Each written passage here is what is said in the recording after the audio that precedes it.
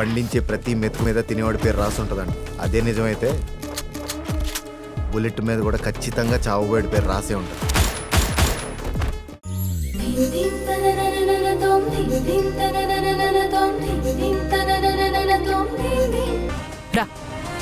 అమ్మా ప్లీజ్ అమ్మా, నా మాట వినమ్మా.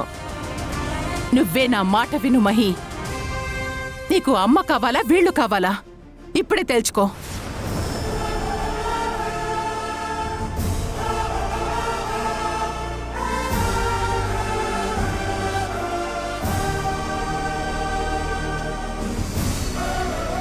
అమ్మా నాకేమీ గుర్తులేదమ్మా, ఏమీ గుర్తు రావడం లేదు.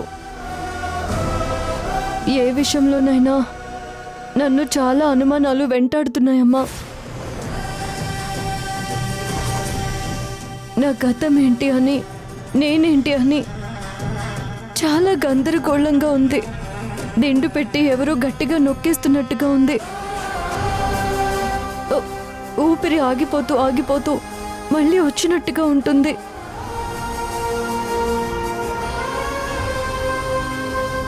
కానీ ధ్రువ ఒక్క విషయంలో మాత్రం ఎందుకో తెలీదు, నేను ఎంత వద్దనుకున్నా తన దగ్గరే నా మనసు ఆగిపోతుందమ్మా.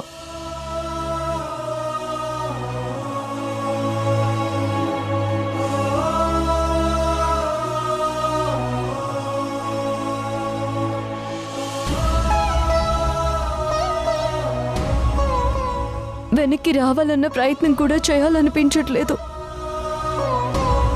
మీరు మహి అని పిలిచినప్పుడు నాకది పేరులాగే ఉండేది. కానీ వసు అని పిలుస్తుంటే అది నా అస్తిత్వంలా అనిపిస్తోంది.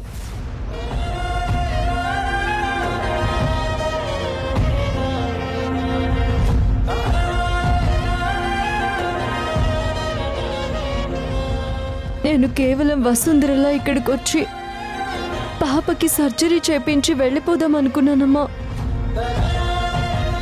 కానీ నాకే తెలియకుండా నేను వసుంధరలా ఆలోచించడం మొదలుపెట్టాను.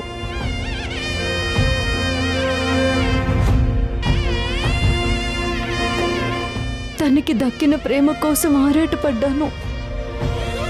అది తప్పని తెలిసినా నేనేమీ చేయలేకపోయాను.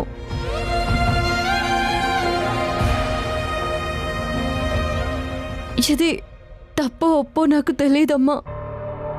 కానీ నాకు నా ఉనికి ఇక్కడే కనిపిస్తుందమ్మా.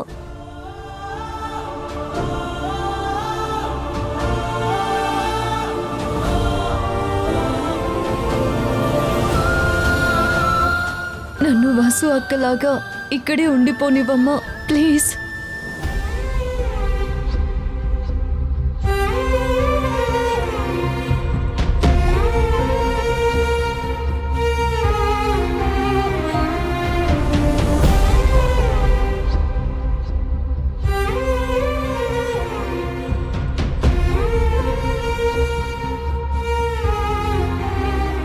వద్దు, నీ నోట్లో నుంచి ఇంకొక మాట కూడా రానివ్వద్దు.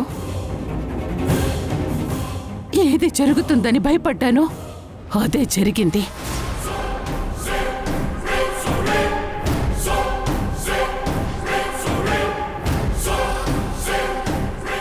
ఇంకా నువ్వు ఇక్కడ ఒక్క క్షణం కూడా ఉండటానికి వీల్లేదు. పద.